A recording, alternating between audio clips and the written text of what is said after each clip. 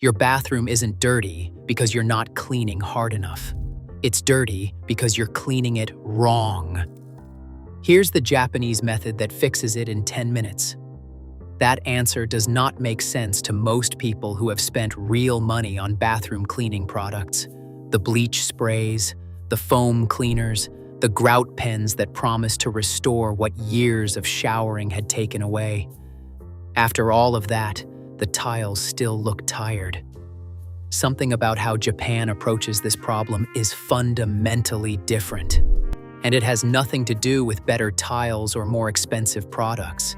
It starts with understanding what is actually on those tiles and why everything used to fight it has been the wrong tool. Every hot shower releases something invisible into the air. Tap water contains dissolved minerals, calcium, magnesium, and trace amounts of iron. When that water heats up and vaporizes, those minerals separate from the water molecules and settle onto every surface in the bathroom as an invisible film. A single shower deposits a layer so thin it is undetectable. After weeks and months of daily showers, those layers stack like coats of invisible paint, each one bonding to the one beneath it and to the tile glaze underneath. At the same time, shampoo, conditioner, and soap leave their own residue. That residue mixes with the mineral film and creates a sticky matrix that traps dust and airborne particles against the ceramic surface. The heat and humidity of the bathroom then slowly cure this cocktail into the tile glaze, a chemical bond between accumulated grime and the ceramic at a molecular level. This is why the tiles look yellow, and it is why scrubbing barely makes a difference. Physical force cannot break a chemical bond. The brush moves across the surface and the outermost layer shifts, but the bond underneath stays completely intact. Commercial cleaners dissolve surface-level soap scum but sit on top of the mineral bond, loosening the outermost layer while the structure beneath remains untouched. The tile looks slightly better for 2 days and then returns to exactly the same state. Another bottle gets purchased.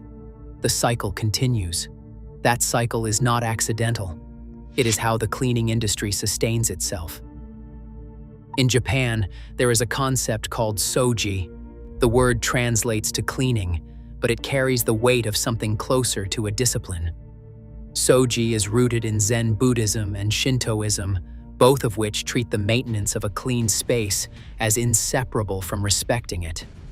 Shinto shrines are cleaned with precision, not because they accumulate visible dirt, but because cleanliness and sanctity are the same thing. This is not abstract philosophy. In every Japanese elementary school, there are no janitors. The children clean the classrooms, the corridors, and the bathrooms every afternoon before they leave. By adulthood, a daily wipe down of the bathroom is not a decision, it is a reflex. The result is that Japanese bathrooms never reach the state of accumulation that most Western bathrooms accept as inevitable. The mineral bond never gets the chance to fully cure. The matrix never gets the chance to harden. The answer was already sitting in Japanese kitchen cabinets in 2 ingredients that together cost less than a single bottle of bathroom foam. The first is citric acid powder. In Japan, it is sold at any convenience store in large bags, positioned next to dish soap, not in a specialist cleaning aisle because it is not considered a specialist product. It has been used in Japanese households for decades, for everything from descaling kettles to freshening laundry. Citric acid is a weak organic acid, and the mineral deposits on bathroom tiles are alkaline compounds, calcium carbonate, and magnesium carbonate. When an organic acid contacts an alkaline mineral deposit, it undergoes chelation. The acid molecules surround the calcium and magnesium ions and extract them from the crystalline structure, pulling the mineral bond apart from the inside.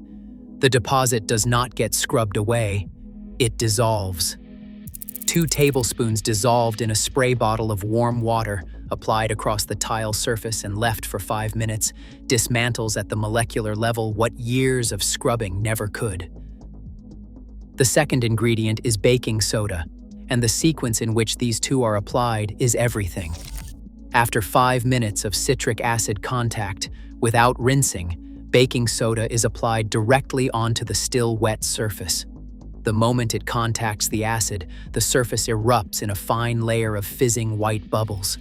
That reaction is an acid meeting a base, and the carbon dioxide gas it releases lifts every dissolved particle of mineral deposit away from the tile surface simultaneously. The bonds are already broken by the acid soak. The baking soda reaction drives all of that loosened residue upward, away from the ceramic, where it waits to be wiped away. A soft, damp cloth across the surface in easy passes reveals what was underneath.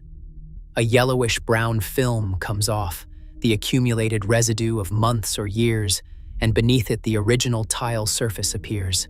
Bright, white, smooth to the touch in a way that no amount of scrubbing ever produced because the glaze was always there, perfectly preserved. Not damaged, not stained, simply covered.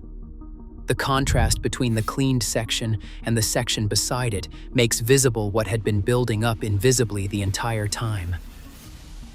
The deep clean is not the Japanese routine. It is the exception. It is performed once a month at most. The actual daily habit is 30 seconds.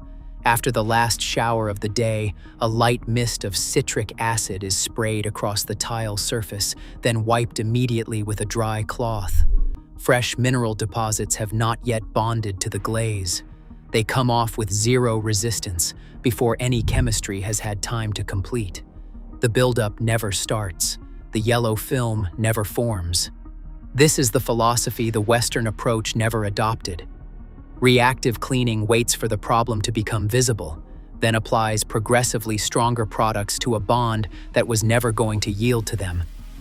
Preventive cleaning interrupts the problem before visibility, before the bond, before the cure, before the accumulation.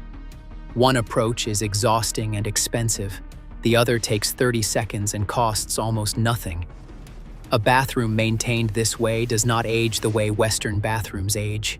The tiles at 30 years look like the tiles at 1 year, not because of the materials, because the chemistry was never allowed to run its course.